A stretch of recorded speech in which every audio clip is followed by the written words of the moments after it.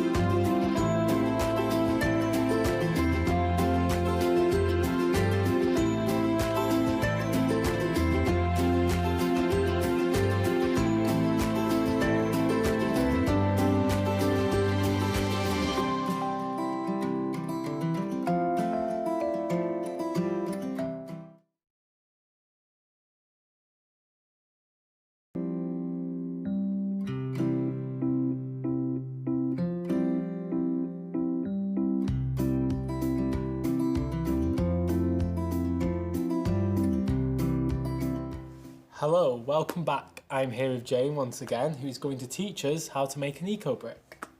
Right then, how do we make an eco-brick? First of all, let's decide what size bottle we're going to make our eco-brick with.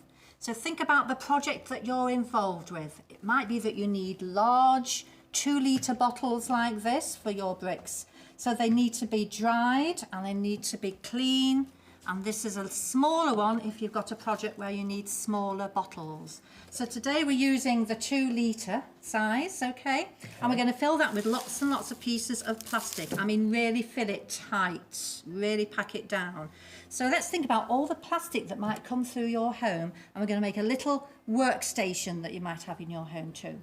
So it could be that you've got foodstuff plastic here. There's a nice, my favourite chocolate bar wrappers there. It could be that you've got cartons, could be yoghurt pots. It could be that you've got whatever your fruit has been wrapped in. What else have we got?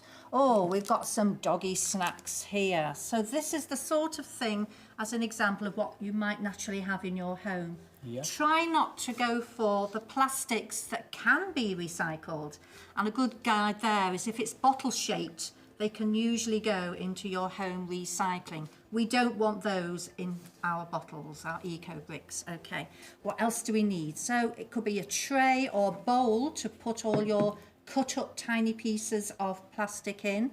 A good guide is if you look at your thumbnail, Luke, Okay. that's how small a piece of plastic should be so that you can get it into the neck of the bottle, okay? And remember to always keep the top as well.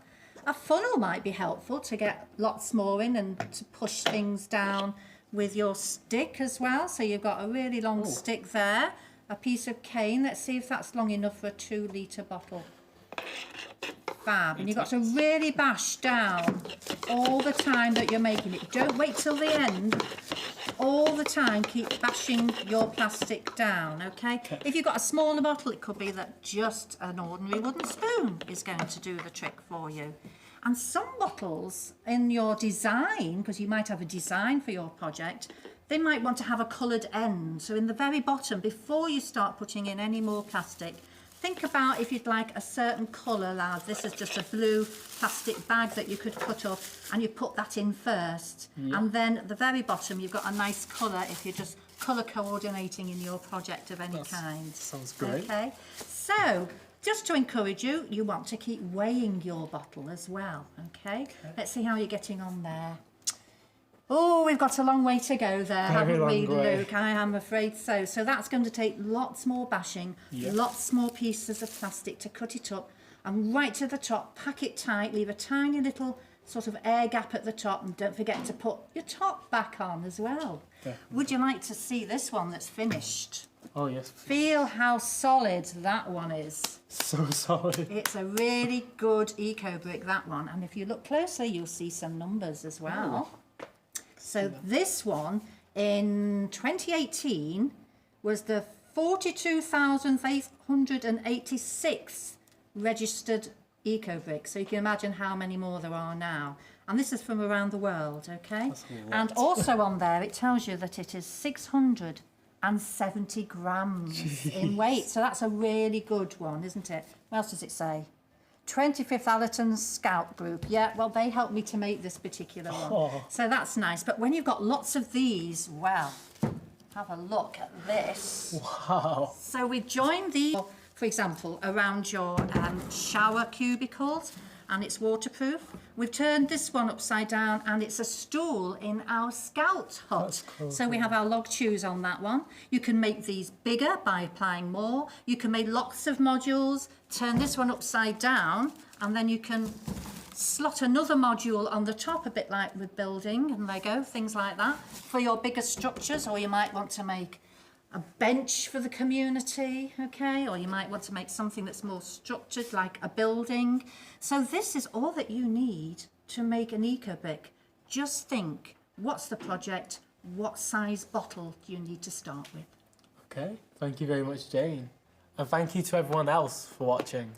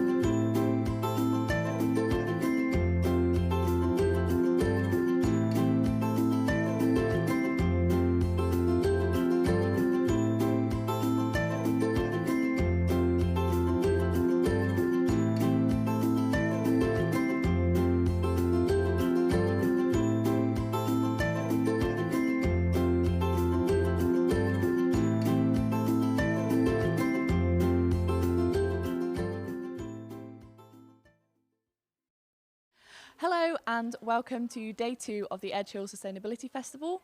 My name is Eleanor Rowell and I am a sociology student. Thank you for joining us, and we hope you enjoyed the event yesterday and our roundup of photos and activity from day 1.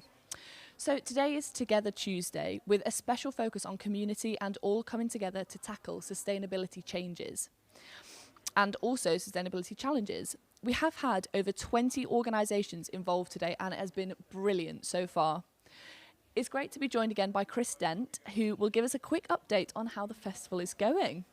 Thank you very much, Eleanor. We've had a fantastic day today. Yes. We have had 14 poets give an amazing dynamic battle of wits poetry over in the Red Cafe Oh yeah. in Arts Centre. That's been fantastic. I was there for all of it.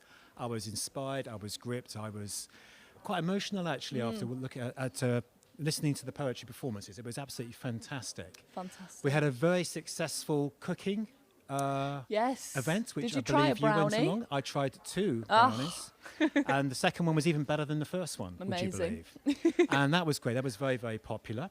We had a Fantastic. micro litter pick around the campus, Yes. trying to make our campus even more beautiful by picking up very small bits of litter. Because our campus team does such a good job at collecting up most of the litter, but there are little bits that we needed to pick up, which we did today.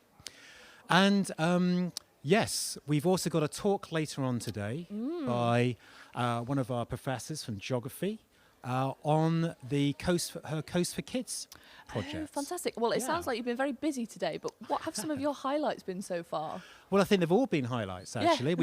In addition to those particular highlights, we've also had about 8 different local organisations here. The theme was Together Tuesday, so we've had a number of organisations based on kind of community building. So we've had the Gateway Collective, we've had a couple of great food, drink and shopping stalls. We've had Organico from Liverpool, we've had Birchwood Inclusion Cafe from Skelmersdale. Yes. Friends of the Earth were here again, Burscough Community Farm. We had also Tropic Skincare here. Yes. So yeah, we've had lots of different people taking part in the hub today, and we got Fantastic. even more people coming tomorrow. And on that note, what is still to come? Well, tomorrow we've got a number of great things happening. Okay. We've got a first of our Green Campus tours, where our sustainability manager, Dan Bachanikov, will be taking us around the campus looking for wildlife. Gorgeous. I don't think you will see any giraffes, but there's a very strong We can always likelihood. hope. We can always hope. Very strong likelihood of there being rabbits, which I saw today, and maybe a hedgehog or Yes. 2. Yes. So that's the Green absolutely. Campus tour, which is taking place at lunchtime tomorrow. Fantastic. We got 3 dance events happening tomorrow by our wonderful dance students. There's going to be a short dance piece that's been filmed on a 10 minutes loop Okay. in the Arts Centre. There's going to be a couple of special dance performances, just over there, outside the business school entrance Excellent. at 2 o'clock and 2:45 p.m.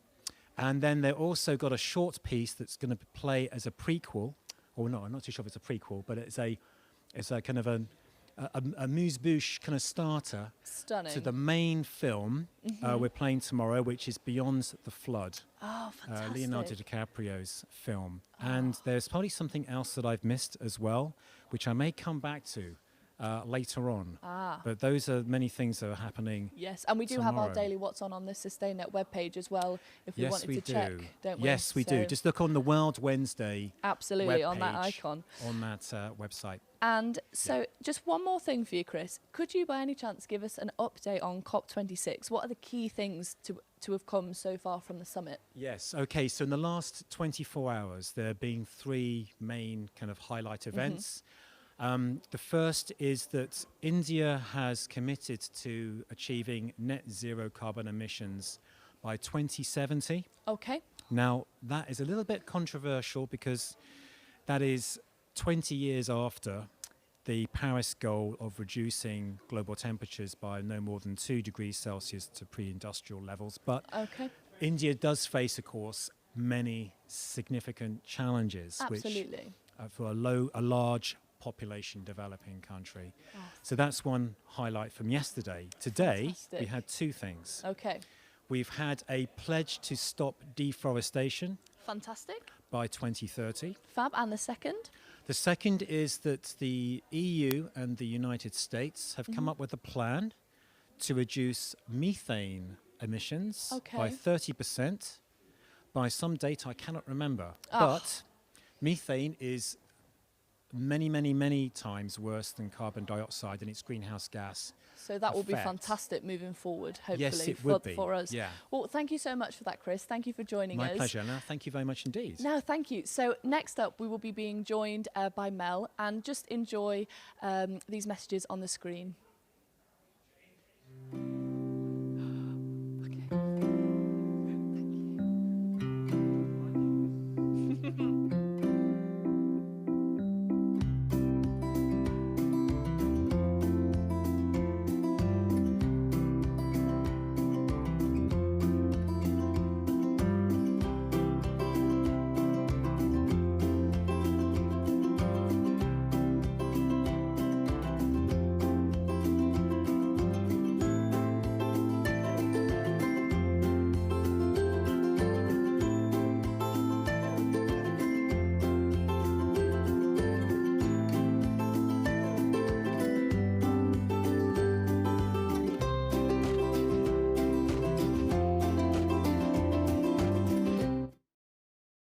Mel joins us from Organico, a juice bar and eatery on Bold Street in Liverpool. Hello.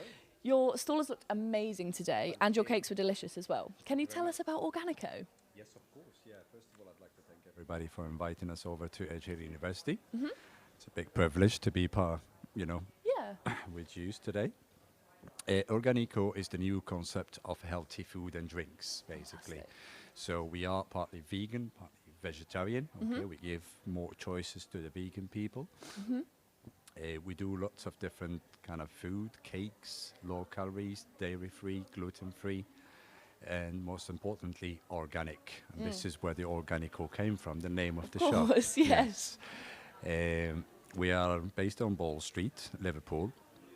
It's in the middle of the center. We're already very popular. We've been open only for about a year. Last month was our anniversary. Yeah. So basically, they call us the healthy shop. Yes. Yeah.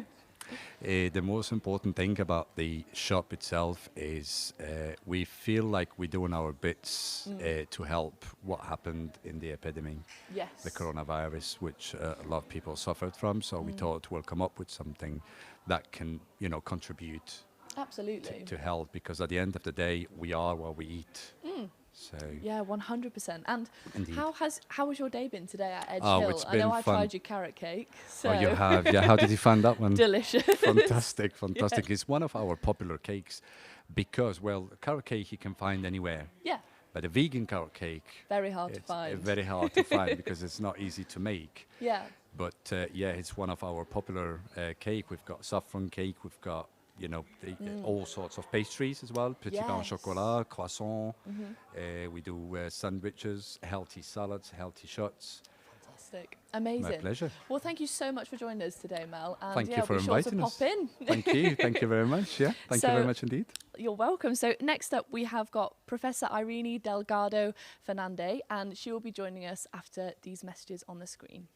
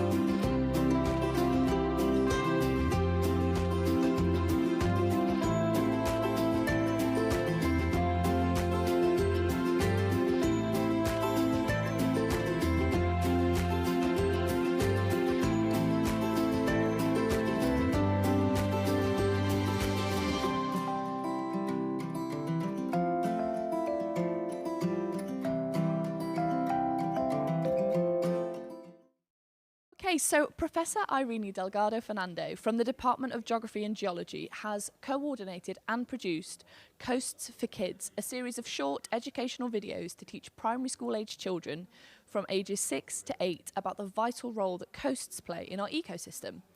Unfortunately, she isn't able to join us today, but we are joined by Sonia Edwards from Edge Hill, who has been showcasing them today, and we have an online session for people later who might want to find out more with Irene.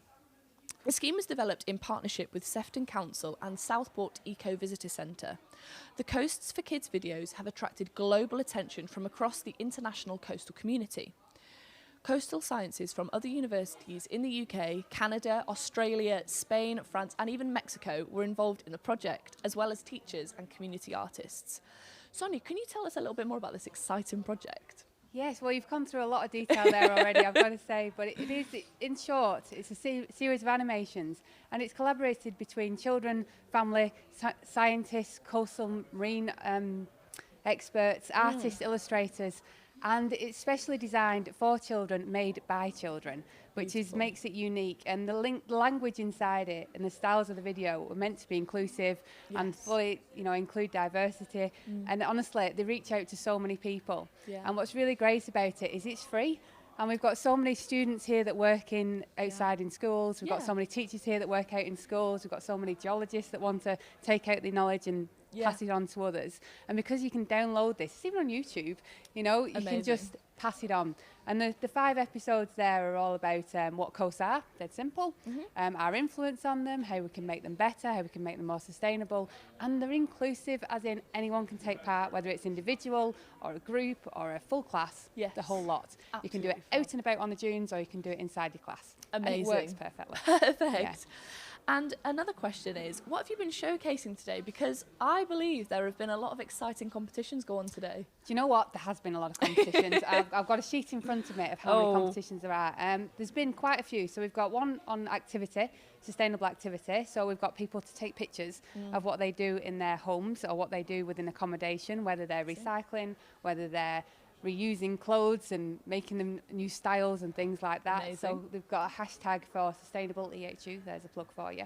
The Litter Pick Challenge went on today. I think Chris mentioned that before. Yes. And they managed to collect, I don't know whether it's a good thing or a bad thing, that you can collect six big bags of litter in an hour. Considering we have quite a clean campus anyway, that does shock me. It's quite impressive, there's a amount of litter there, so we can all do better. Otherwise than that, we've got the Footprint Calculator Challenge, which is online. And so people calculate their footprints by filling in a little quiz before and after. Fantastic. So the quiz gives you lots of tips of how to make things better. You do those things, we take the calculator afterwards, and then you can send in again through hashtags what your improvements are, and we'll hand out prizes for that for the person who's done best. Yeah, and there's more. Oh. Recycling Sorting Challenge, that's going ahead tomorrow. Yes. So if you're naturally talented in recycling, you might get a prize for that. Or if you just increased your knowledge even better than you ever could before, so it's sorted. Pizza competition, make your own pizza from your leftovers. That one's going ahead. And last but not least, if you're free on Friday night at the SU, there is a quiz at 7:30 about all your knowledge that everyone have learned over these last week. Amazing. Well, so yes, a big long list. You've got me started on there. List of competitions that we've got going on there. Thank you so much for joining us today, by the way. And we just had a great time. So thank you guys for joining us as well. And come back tomorrow for World Wednesday.